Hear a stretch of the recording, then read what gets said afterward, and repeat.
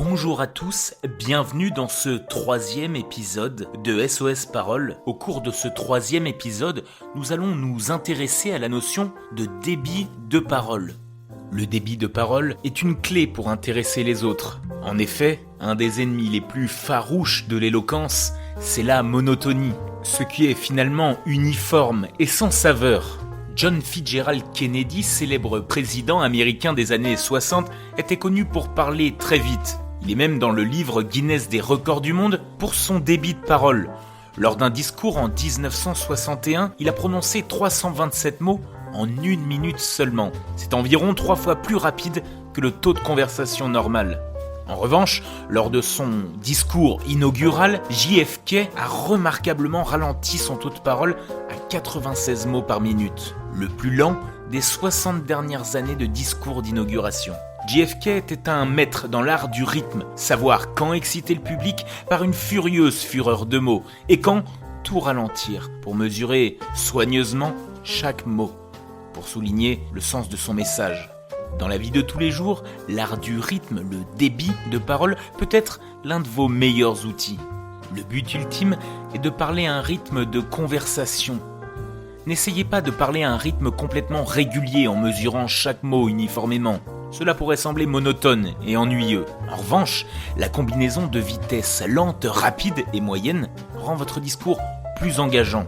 En effet, un discours rapide est signe de passion, d'urgence, d'excitation ou d'émotion.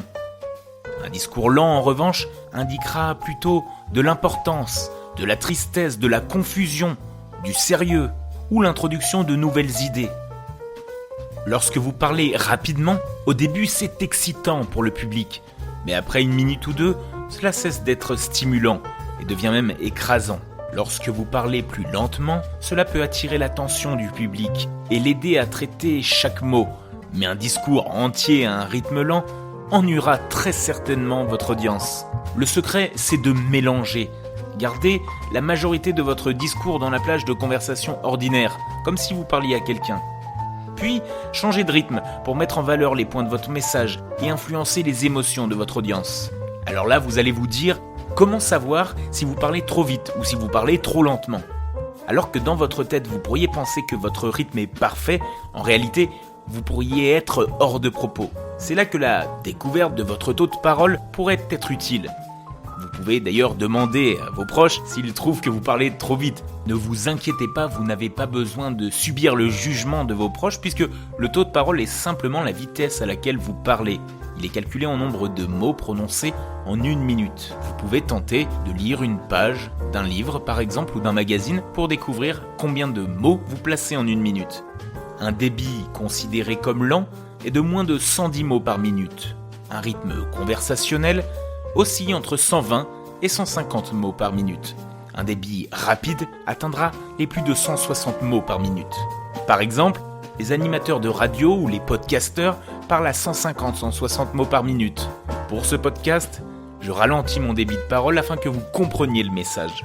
En revanche, les commentateurs sportifs les plus aguerris parleraient entre 250 et 400 mots par minute. Si vous voulez écouter un petit peu le débit qu'il faudrait adopter, écoutez Steve Jobs ou Barack Obama parler. Ils sont tous des exemples d'orateurs incroyables. Je vous donnerai dans le prochain épisode un exercice simple pour travailler votre débit de parole. Et comme vous l'aurez compris, travailler son débit de parole, c'est important pour vous, mais surtout pour intéresser les autres.